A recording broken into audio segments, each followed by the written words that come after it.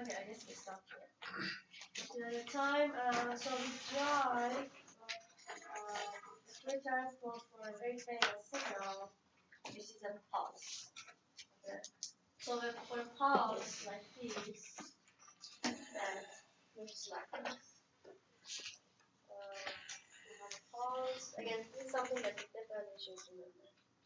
Then you have a pulse of t over tau.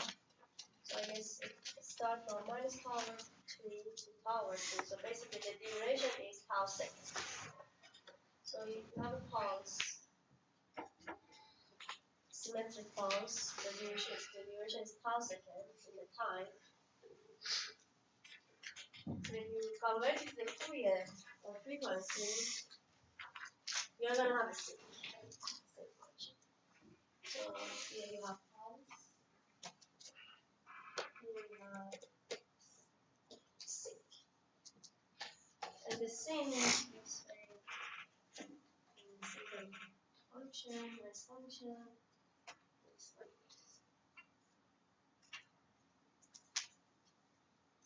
Okay. And so this is the sync that corresponds to that pulse. Tau times sync of I f. So what's the variable here? I can tell you. Frequency. Right, f. And this is g of f. So g of f is that. So what is the value at f equal to 0? Tau. Tau.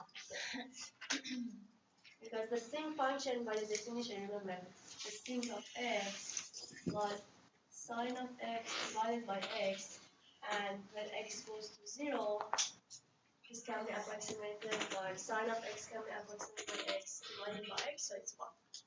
So this part is 1, and then multiplied by tau. And if you dig into the equation, you'll find out that this is 1 of it. And then these are like just twice that, 3 over tau, 3 over tau. So it's not really hard to remember. This is tau, this is 1 over tau. And you see the relation between these. The duration is tau here, tau second. And this is called the main lobe of this sync function. Main lobe. Okay. So for the main lobe, this duration, this is 1 over tau hertz. So it's exactly reciprocal of that. 1 over tau hertz. Okay. So now what happens if I widen this pulse in the time? If I increase tau, if I have a longer pulse, the frequency shrinks. It's always like that. Frequency and time are reciprocal of each other. So I'm going to have, if I increase tau, then I'm going to have, in the frequency domain, this is increase, and vice versa. Okay. So this is a very important property, correlation between pulse and sync function.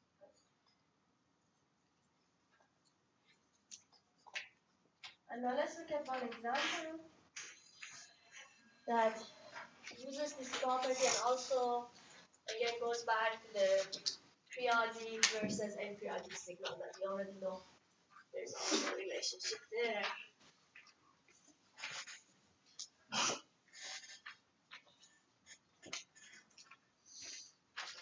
And this is the example from the previous chapter. Chapter 2, if you remember, we are working with periodic signals, okay? What's the period of the signal? 5. No. 2 pi, good. So every 2 pi, I'm going to have a pulse. So T naught is 2 pi. F naught is fundamental frequency. Again, remember, when we have a periodic signal, we have fundamental frequency. F naught is 1 over T naught, 1 over 2 pi, great. And okay, for the aperiodic version, we have power 2, so power 2 corresponds to pi over 2, so tau is pi. Okay, so now in the periodic version, if you go back to chapter 2, we draw this formula. Dn for a periodic pulse, again in chapter 2, if you go back to your notes in chapter 2, we had this Dn, which are the samples. Remember, it's discrete. So in the periodic case, we have this. Dn is 1 over this, sine of that, which I can write it as a discrete sinc function. So still is the sinc function, because it's the sine of something and has n divided by n. So it's in the form of sinc function, so I can write it as this sinc function. And it's a discrete version. Okay, so how does a discrete sinc function look like?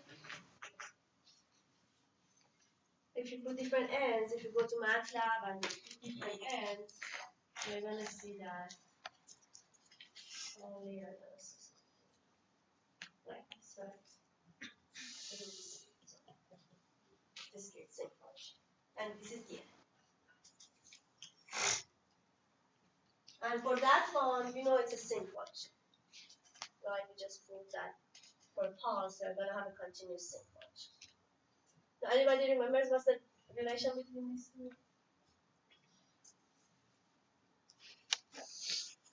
That's it. That's a periodic version. You have a continuous GF. That's just repetition of that periodic version of that. I got this one. So what's the relation between these two? Very good, yeah. Dn is just a sample. We have a very nice formula that Dn is just 1 over T naught, which in this case is 5. And then the samples of Gn. Every multiples of this F naught. N times 1 over 2.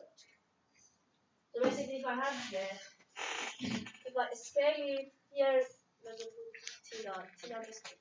Okay. So 1 over 2. If I scale this by 1 over 2 pi, so if I that means, then if I sample this every n over 2 pi, so means that 1 over 2 pi, 2 over 2 pi, etc., they're going to be exactly, these two will be exactly. So this is again, I hope everybody understands. This is what we call the sampling. So I have a continuous one. If I look at these frequencies, this is fundamental frequency. And if I look at the harmonics, all the harmonics, so I'm going to get the Dn.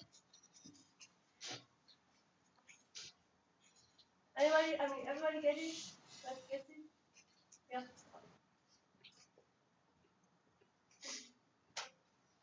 So yes, this is the math behind it.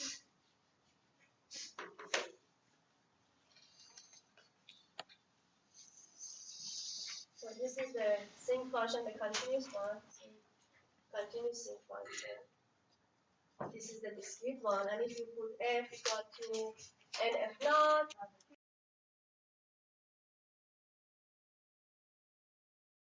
picture, see how that's that. The dotted one is 1 over T naught Gf. So that's the continuous one. And then the discrete one are the dn's corresponding to the periodic version. And you see them exactly.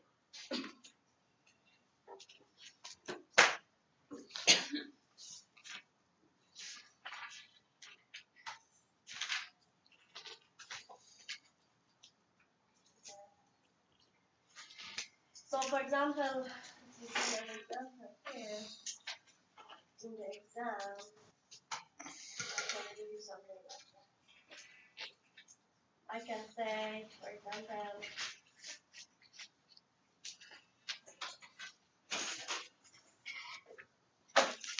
I have a signal GT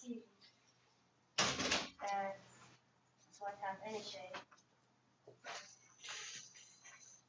And for that, I know that F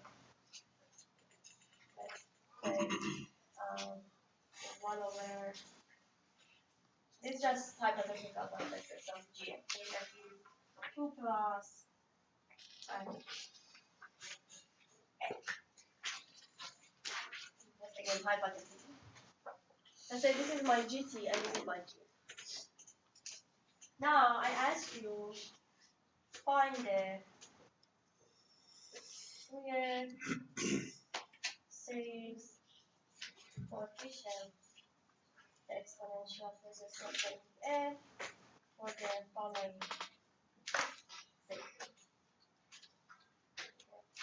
And what do you think the following signal would be?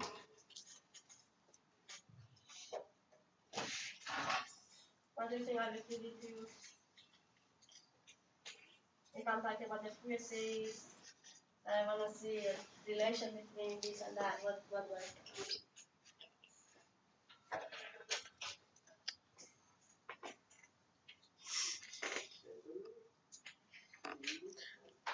What signal?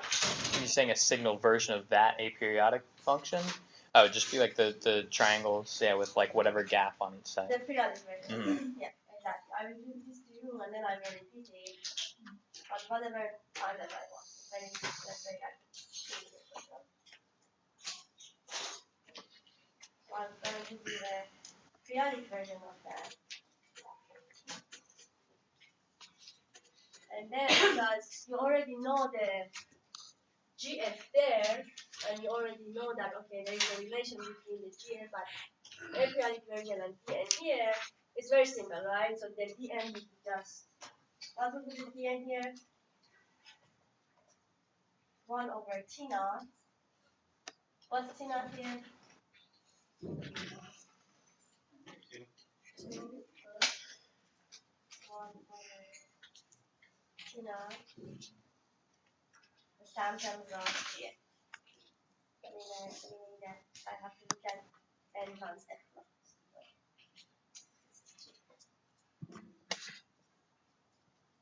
So, sorry. Okay, so this is your most important parameters. How often I'm repeating this? So T naught.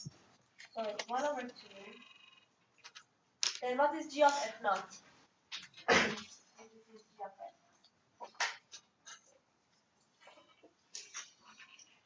What is g of n times f naught?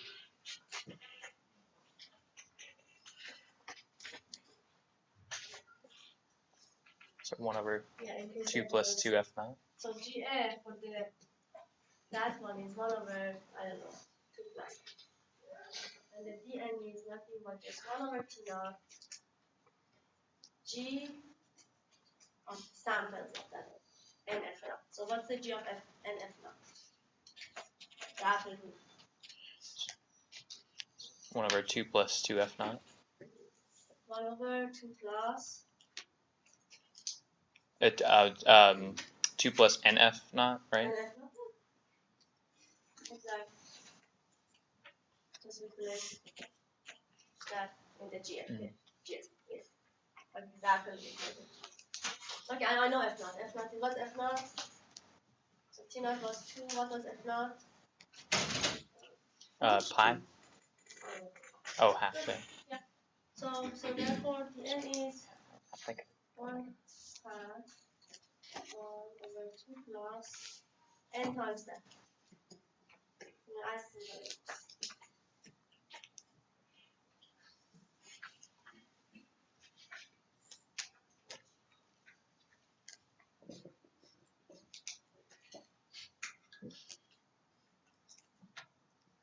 So again, you have the gf for a periodic signal.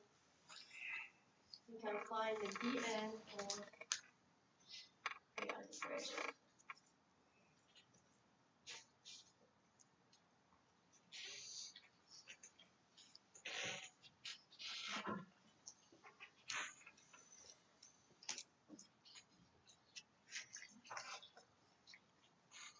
Any question here? Everybody got it? So you're going to see something similar to this in the exam, definitely. So make sure that if you didn't get it, just after the class we start and we can explain it. It's just very simple. Here is just continuous. If I want to plot it, I don't know how does it exactly look like, but 1 over 2x probably, something like that. Let's say it looks like that. For example. For this one, it's just the samples.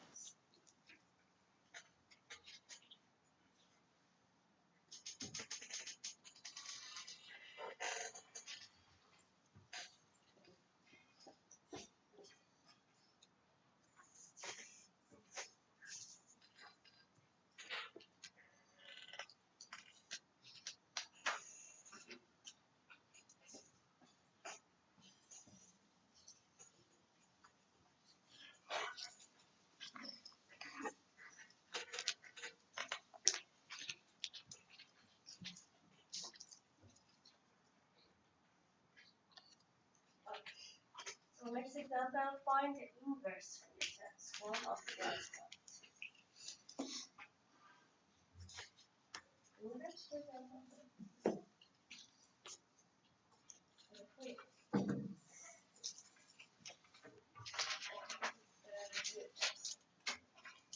This picture is like find the Fourier transform.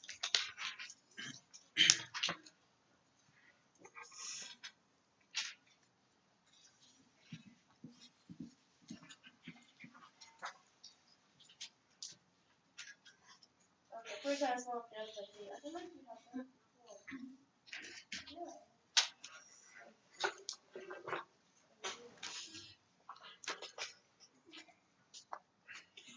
Yeah, here it is. I don't know why. So therefore I don't go to this step. We have done it last lecture. The delta t will prove that the Fourier transform of gf is not 1. Okay, I guess the reason that I put this there is because I want to compare. Again, here is a delta function, impulse, and this is the impulse train. Remember in the previous lecture, on the previous chapter. This is periodic version of that. What we call it, impulse train. And user train. So again, another example, classic example of having the aperiodic versus periodic. This is aperiodic, very simple GF, so for the delta GF is 1. Now I can go back to chapter 2, and we have found the dn's for this. For impulse train, the dn's were all equal to 1 over t naught. Familiar? Is it familiar? Chapter 2? Okay. Now look at these two. What do you see? So basically, this is nothing but just, what's the relation of this and this? Samples, exactly.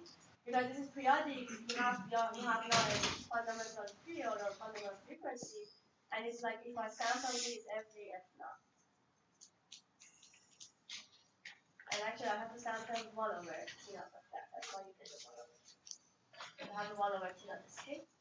But see, very nice relation between these two. And it's easy to check. That. Oh, okay. So again, this is a very important concept. Know how to work with it. Okay, now this is the inverse. Find the inverse Fourier transform of delta f. Okay. So we already saw that if I have in the time domain the delta t in the time, the Fourier transform is 1. Gf is all 1. Now the question is that now if you had the delta f in the Fourier domain, what is the Fourier inverse of that? Forget about the math and everything. Just by looking at this, what does it mean? So what frequencies do you have? 0. There's no other frequency. So basically, then I have a signal here at the time. It doesn't have any frequency. The only thing is a 0 frequency. So what do you think the signal will be? DC, very good. See, even we don't do any integral, nothing, but we are gonna guess that the only signal that doesn't have any frequency and it just has frequency 0 is a DC signal. Now let's do the math.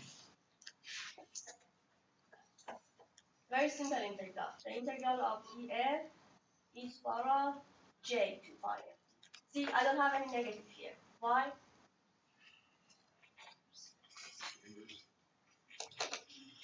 Usually we have negative sign. Why? Because it's inverse, yes. So the inverse and the Fourier itself, if I have GT and then I want to find GF, it has a negative, minus J2 pi FT. Now the inverse of that, meaning that if I have GF, and if I want to find GT, doesn't have that negative. So that's the only difference. Okay. So now we have inverse. So it's, no, I don't have any negative. Delta F is equal to J2 pi FT dx. Okay. I said delta, you should be happy, right? So what's this result?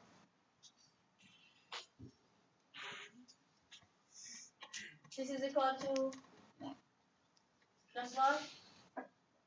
1 time. Oh, that's right. You did it there. Yeah, so everybody, I guess, they're doing this step. So you say, okay, this is delta at n equal to 0. So I just look at this at n equal. That's fine. I put n equal to 0 here. And then each power 0 is 1. That's it. But the whole thing is each power 0. 1. But we still have the delta, right? So this is equal to delta f times 1. And still I have the integral and I have. So don't forget that delta f. Now what's the result of this integral? The integral of delta f from negative infinity to infinity. 1. You know the integral is a. Okay, good. This is very simple. So the Fourier, therefore the Fourier inverse of this is equal to a signal which is all 1. So basically my GT is all 1.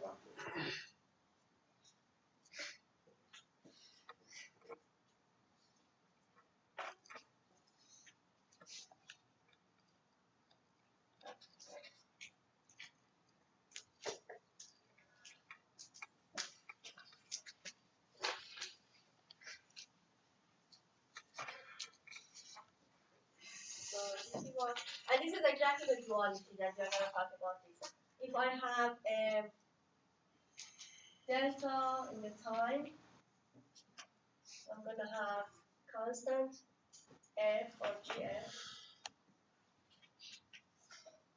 And if I have a delta in the frequency, I'm going to have constant signal in the time. This is the duality. Impulse in one domain, constant in the other domain. This is the duality. This is what we call duality. This is also true for the pulse and the sync function. We're going to study that as well. Remember we had pulse in the time, sync in the frequency. Now if I have a sync in the time, what do I have in the frequency? Pulse. Again the duality.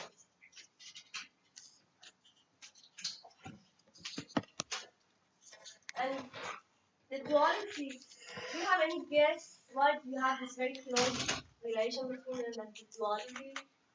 Why it have this nice relation? Why that? It doesn't matter which domain we are.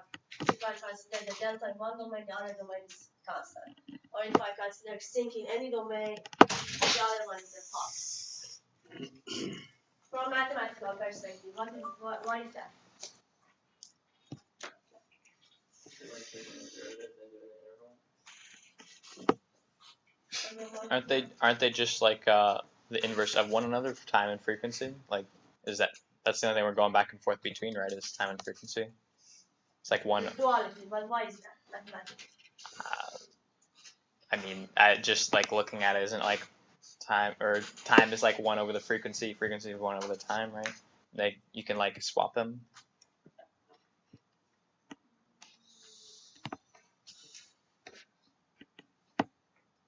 I don't know how to explain that mathematically, really. No. So you're maybe, but I'm looking for something else. Sure, yeah. Well, the equation to go from big G of t to little g of t is the same as going backwards. It's just interchanging. So Exactly. it's going to give you the same thing. Exactly. So again, I wrote that formula here. If you look at the formula that you saw between gt and gf, the formula was almost the same. The integral of gt is power minus j to pi t dt, and then gt was the integral of g of f is equal j to pi f t df. Okay, so everything is almost the same. Only the except the sign here, okay, which doesn't change much of the shape and things. That's why. So you can easily, if you replace the role of GT and GF, we should expect you're gonna get this duality because the formula is that. If I had something else here, GF times sine of something, this formula was different, and I couldn't have this duality. But because the formula is the same, then we have this duality. We're gonna talk about this more in the future.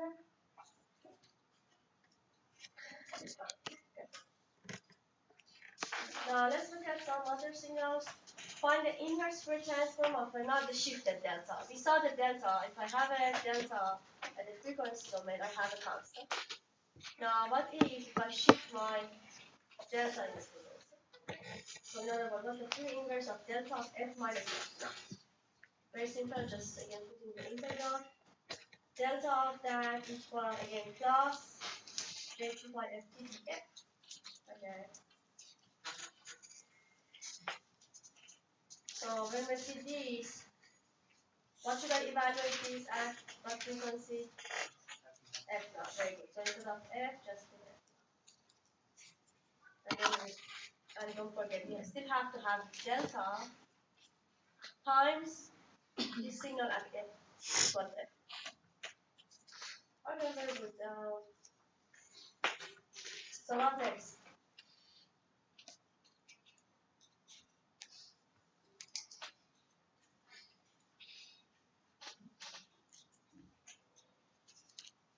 How can I find this integral?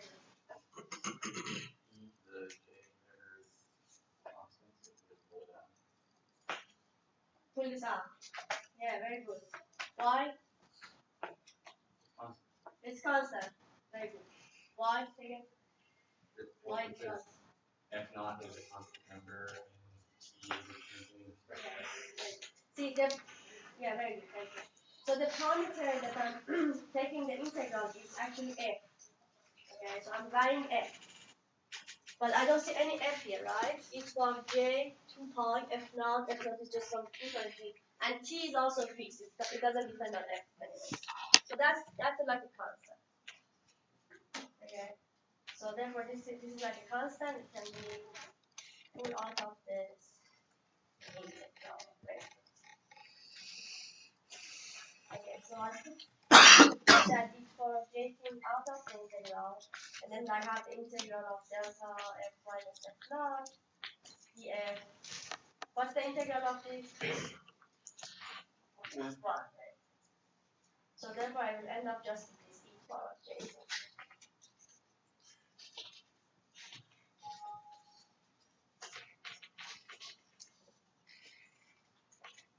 Okay, so therefore this is our next formula, that if I have an impulse, however a shift in the frequency domain.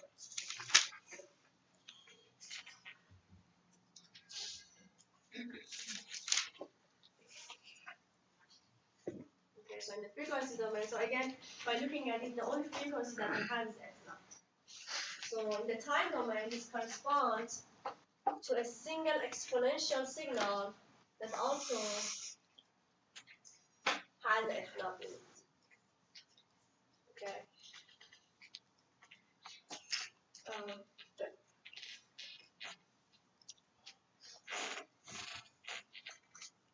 So this is a signal also with the frequency of f naught. It's easy to check. The whole thing is as one single frequency of the. There's no other frequency in this. Oh, yeah.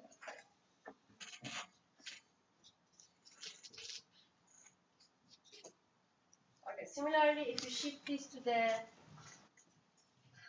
left, meaning that you have delta f plus f naught. So if you have here, somehow if you have a negative frequency here, then here you're going to have minus f, negative.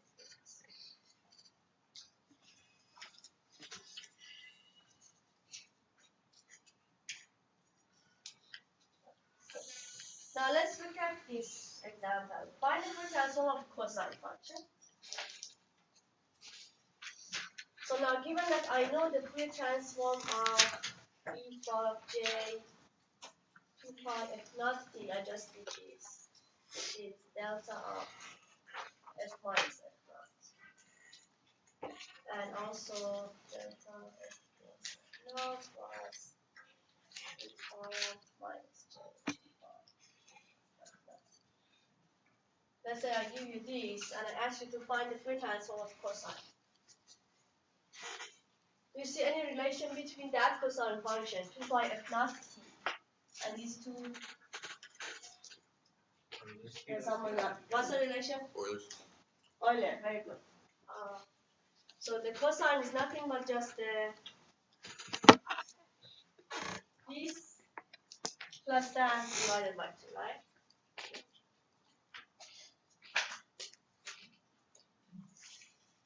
So the cosine of 2 pi f naught is just j, this theta, of j, theta plus e to the minus j, theta divided by 2. Okay. So now I know Fourier transform of this, I know Fourier transform of this. How can I get the Fourier transform? So let's put it here. So the cosine of 2 pi f naught t is just this one plus that divided by 2. Okay. So without any calculation, what do you think would be the Fourier transform of this? By just knowing the Fourier transform of each component. Can we guess something?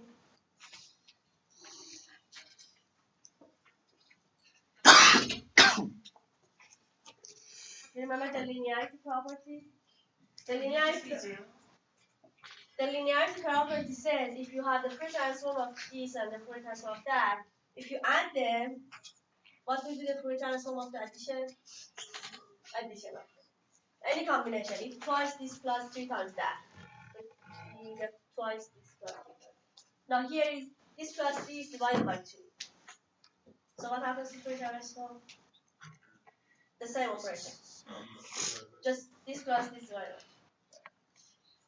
2. So delta f minus f naught plus delta f plus f naught divided by 2.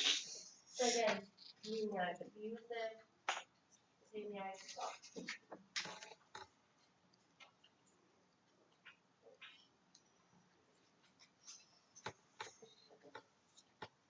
Okay, perfect. So therefore, let's plot it. It says the Fourier transform is delta of f minus f naught. This delta.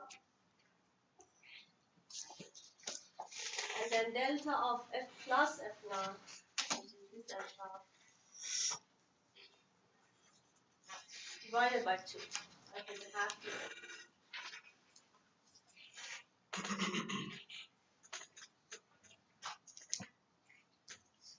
So this is in the time. See, this is function, my function in the time, cosine. This is a familiar function one. This is a cosine function with the frequency of f naught. So in the domain, again, look at this interpretation. Forget about the math. I have a cosine function. The frequency is f naught. I know that every f naught, I mean the frequency of f naught is f naught. So therefore, in the Fourier domain, what I see is exactly, I see f naught.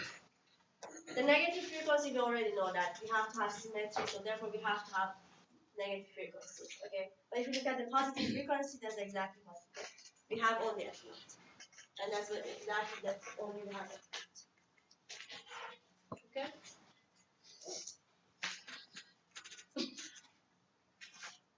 So again, there is only one frequency here, and that's f naught. And that's reflected in this impulse. This impulse, we only have frequency of f. Everybody get it? I want you to see beyond this integral and this formula. Just see the also the interpretation. This is what is this half? Does it mean that the amplitude is half here? What does it mean? What's the amplitude here? Infinity. So don't forget, it's going to infinity. This half only says the area or energy is half. And you can just interpret this as, because now you have like two frequencies, f and minus f, the energy that you had divided between these two. Okay, so in this board, see you have a lot of useful things to remember, right? This thing, okay. Again, these are the single frequencies. What's the difference of this signal and cosine? Cosine is a real signal, right? You can go to the lab and generate. It's a real signal. But these are complex signals. E bar j. So these signals do not exist in the reality. They are just for mathematical convenience, etc. But the good thing is that the cosine is just a summation of them. Okay, so we use again the linearity property, we use this, and we came up with that nice formula, GF for representation for the cosine. Any question here?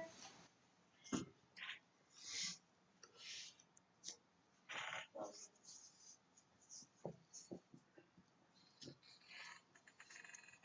So what do you think would be the Fourier transform for sine function?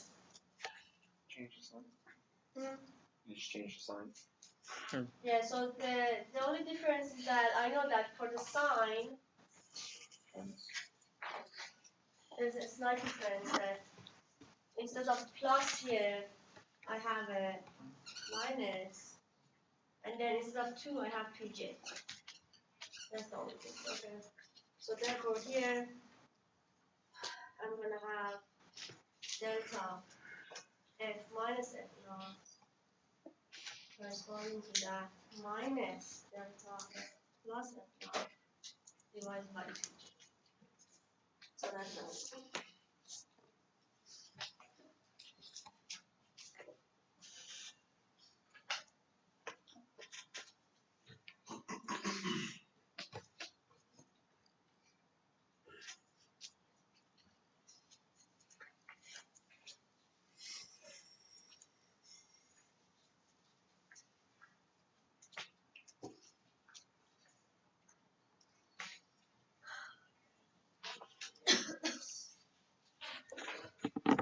So this is the cosine function.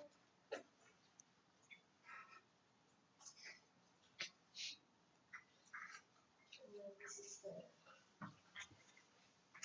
Fourier transform. Two impulses.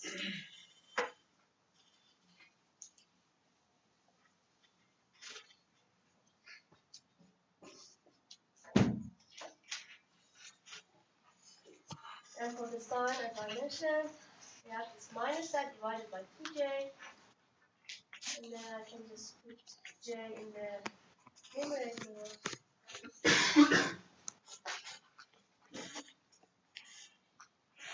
And then change the sign there. So why did I do that? How can, who can sense what did I do? What is like that one? J is in the denominator there, now it's in the numerator, and then as you see, this 2 has been switched. What did I do? Distribute. Hmm? Distribute.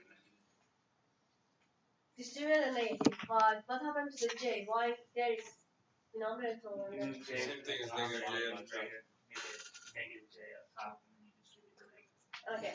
So basically we know J square. What's the J square? Negative 1. So therefore, if I look at this as J times J is equal to negative 1, divide by J. Right? So J is actually minus 1 per J. Okay, so let's look at this. Minus J is 1 over J. So that's why 1 over, I have 1 over J in the first line, and then I replace it by minus J. And that's why we have a minus.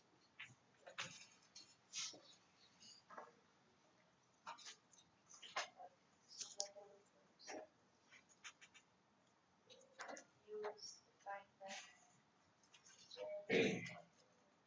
minus J squared.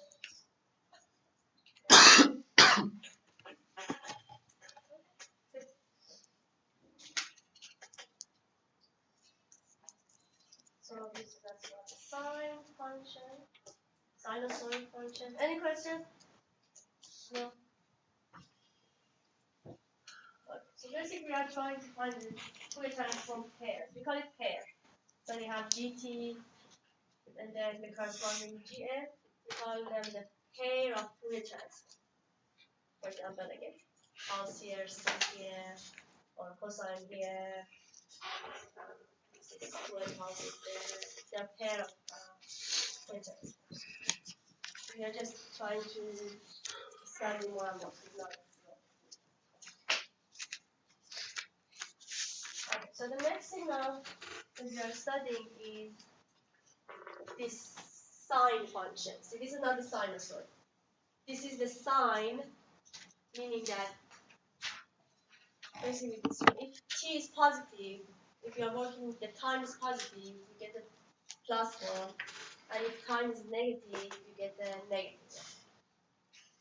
So basically, whatever time that I give you, you just look at it if it's positive or negative. So you give me a 1 or negative 1. So this is the SGN, sine. And not sinusoid, sine. Function. Okay? And I'm going to see what's the Fourier transform of this.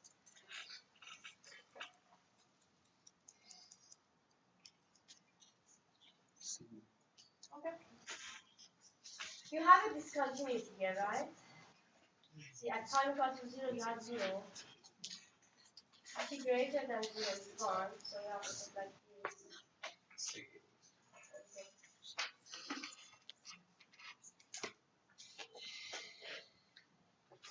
What's the question?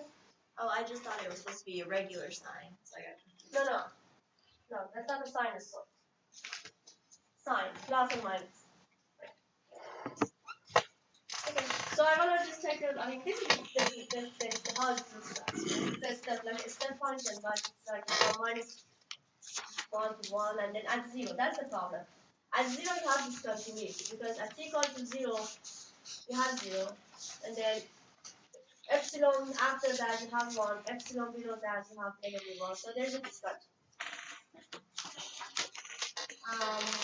So let's see if we can. We're gonna take the find the Fourier transform. To do that, this is what your group suggested. Your group suggested that this is nothing but just, if you look at this part of that, if you consider each power of minus 80 ut. Each power of minus 80 ut looks like that. And then the other side is negative minus e to the power of 80 u of minus. Okay. And as on the limit, if you approach a goes to 0, if a goes to 0, it becomes more and more similar to ut, u of t. So on the limit, this will approach here, and on the limit, this will approach here. But now the good thing is about this is that I know the Fourier transform of this. What's the Fourier transform of? Anybody remember? It's from minus 80 ut. 1 over. This is a classical one that probably you should learn. A plus j to pi s. Yeah, if you remember again the Laplace transform, probably from the Laplace 1 over s plus a instead of s pi j omega j to pi a. Easier to remember. Okay, I know the Fourier transform of these. I guess you can also know the Fourier transform of that easily. Which is 1 over a minus j to pi. Okay, so 1 minus e to the power minus e to the power of 80 u of minus t. U of minus t, so you have only this side. Everybody agree this is u of minus t? If this is u of t, u of minus t is just the reverse of that, right? Right? And then e to the power of that takes care of the rest of it. For this one, you get 1 over a minus 2.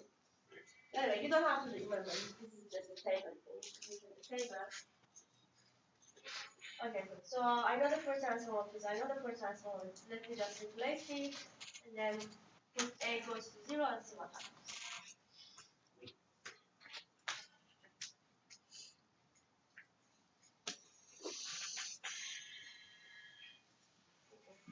Fourier transform of that, Fourier transform of that. Just do the math. Just multiply. Just do the math, and then a goes to 0. If a goes to 0, this will disappear. So I have minus j rho pi f divided by 4 pi squared f squared, and then they simplify, you will end up 1 over j pi. And this is another pair to be added to the table. The sine function, this function plus and minus 1, has the simple formula for the independent slope.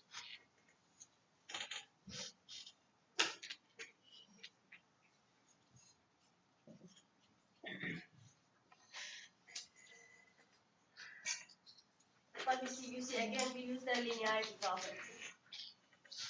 Because I knew the Fourier transform of this, I knew the Fourier transform of that, and then I just added the Fourier transform of both of them. We use linearity. Okay, and this is the table 3.1 in your book. And we studied a lot of these signals. For example, we studied the e to the power of j, cosine,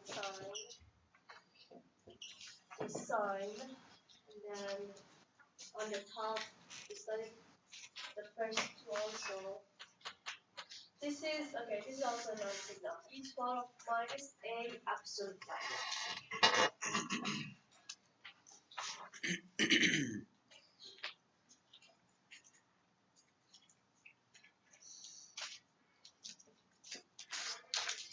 How does anybody knows how does this one look like? So because you see an absolute value, you have to divide it. T is positive, T is negative. If T is positive, what do I get? E to the power of e to the minus 8. Right. Just if T negative,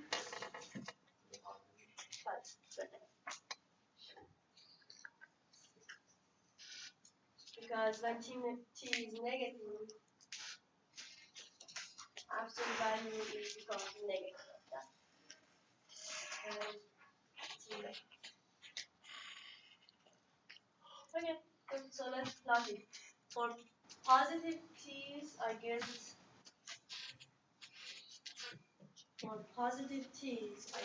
each power of minus 8. For negative t, I get each power of 8t. Minus 8t.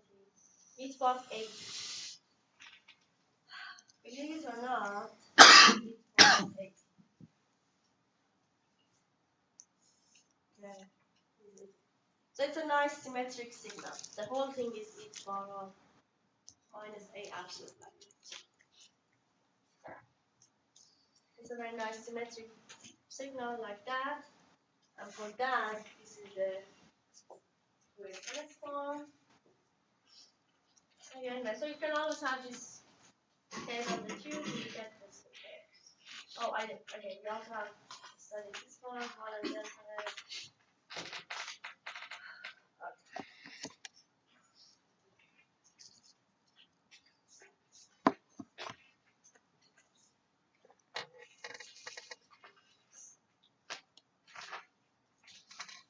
okay, now look at ut.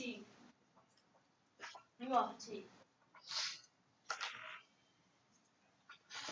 So we studied this one.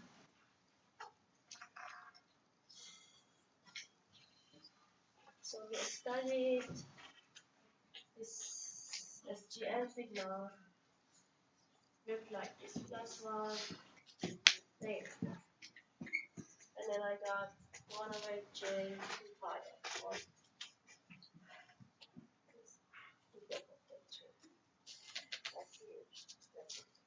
Now if I have the u of t, what do you think the relationship is?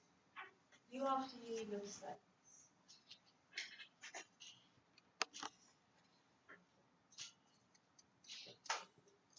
How can you relate these two in time?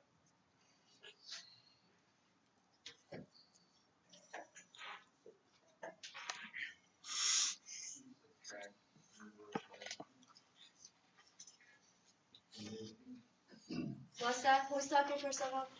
Okay. Root v minus u minus U of t minus u minus u of t u of minus t minus that. Okay. Yes, that's okay. So yes, can do that.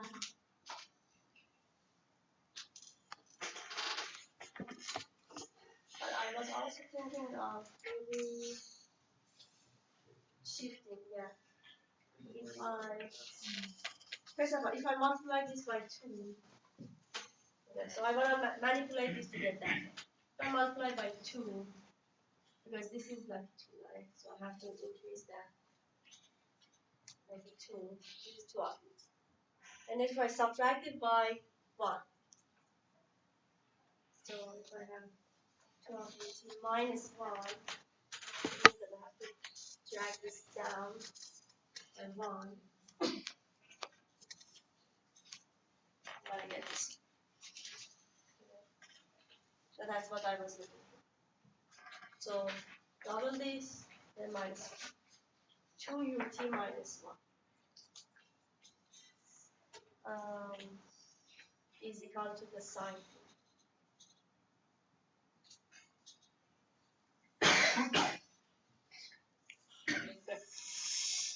So in other words, the u of t is, put that there, sine plus 1, then divide by 2. So this is a relation that I found between u and sine. Now, what's the Fourier transform of this? I know the Fourier transform of this. I know the Fourier transform of 1. This is a step so that's just simple, right? For the sine function, you had that. And then for the 1, you have delta. And that's all good. Okay. So you just prove that. So we know the Fourier transform of some of basic signals, and then by manipulating things, we can generate and find the Fourier transform of other signals. I know the Fourier transform of that, and then I can find Fourier transform of this. I know if I know the relation between them. That's the relationship that we find.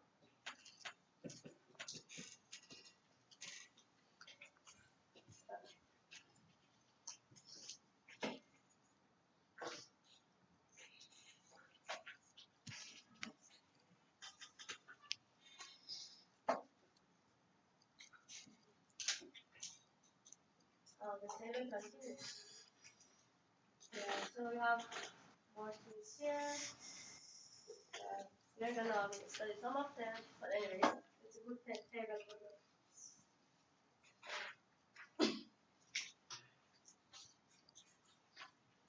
Okay. So let me skip this slide for now. Talk about it. And then look at this duality thing that we talked about.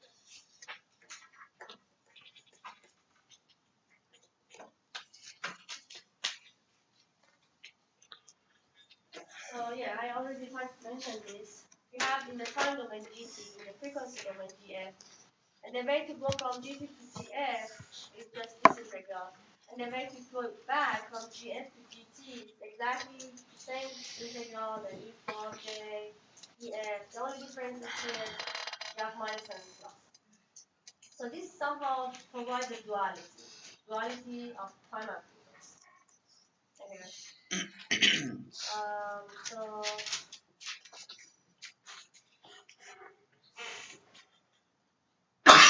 talked about it, and we already saw some of the examples for the duality.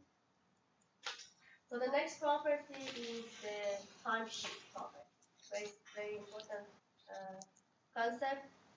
We said if you shift your signal in the time, g of t minus t naught, what happens is that it's exactly as if I had gf, but multiplied by exponential term, each one of negative j2 pi t naught, the amount of the shift. And the duality says if now you have shifted in the frequency, instead of shifting the time, shifted in the frequency, I will have my signal gt and then multiply it by this exponential term. So again, we see the duality here. Shift in one domain, so we can say shift in one of the domains. Doesn't matter if it's the time or frequency. So shift in the time, or shift in the frequency, resulting the multiplication by this exponential, but again it is different in the negative side, by the other signal.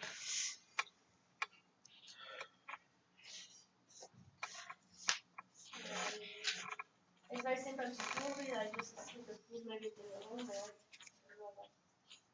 Very simple to prove. And another property, okay, negation.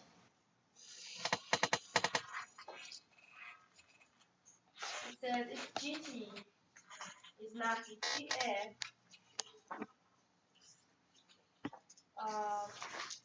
now if you have capital G as a function, the Fourier transform of that is little g, again as a function of frequency.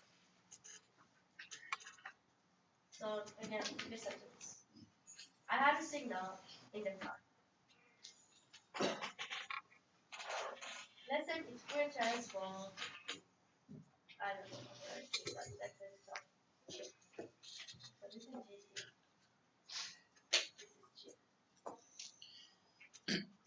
Now someone tells you, okay, I like your signal, let me generate this in the time.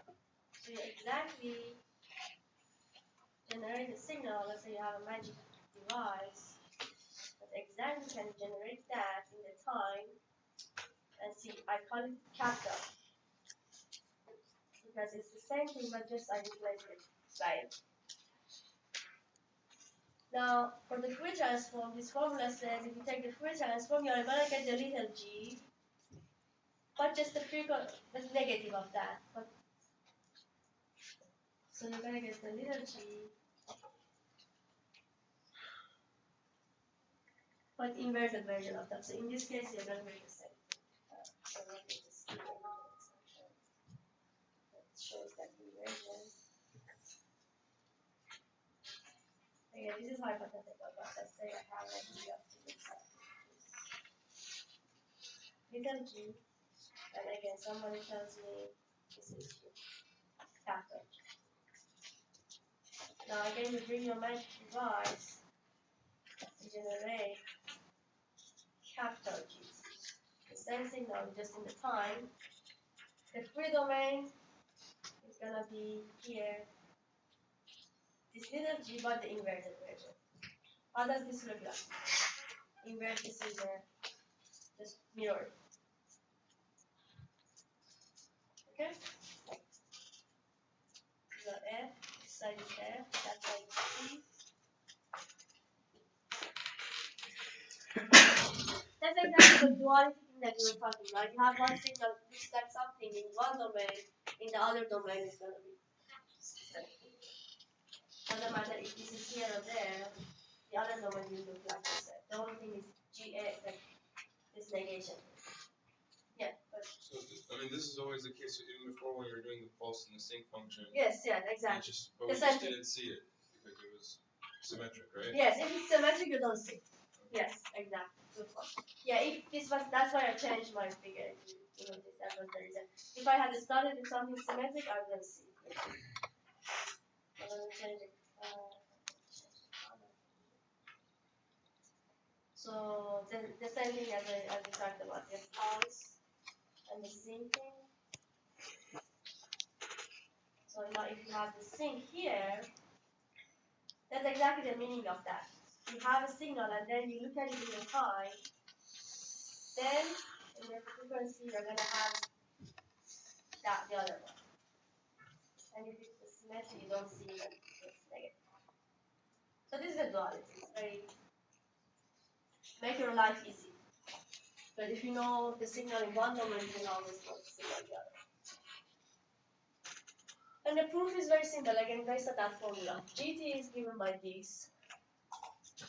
Now, if you just replace T, just change of the variable, and then you have GT and G negative there. Instead of T, just put negative there.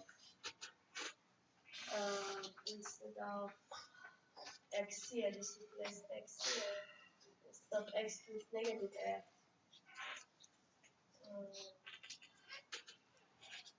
Yes. Replacing T by negative F.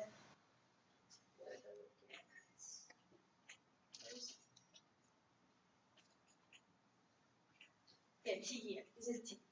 Instead of T, put negative. And this is nothing but just the formula for the Fourier transform.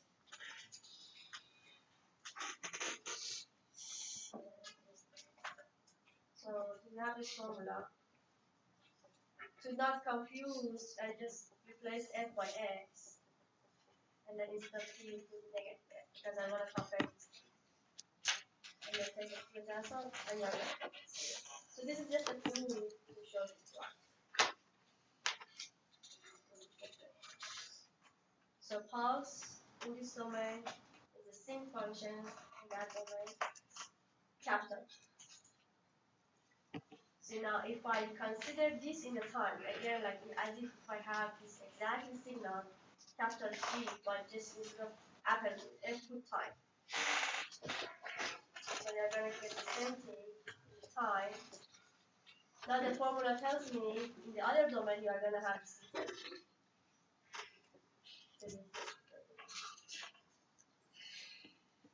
I mean, I understand it might take, I don't know, half an hour or something to just digest the other formula. Pictorially, I'm sure you get it, but this formula, just think about the other, like the pictures. What do we mean? Little g, capital G, and then if you look at the signal, look at it at the time, then you're going to get the little g. How many of you got it? Almost. Got it? Very good. I guess I can stop here. Yeah. Fine. So yeah, please work on your homework by yourself or collaborate with I'm not gonna be there for the first half hour. I have two. Whoops, I have two.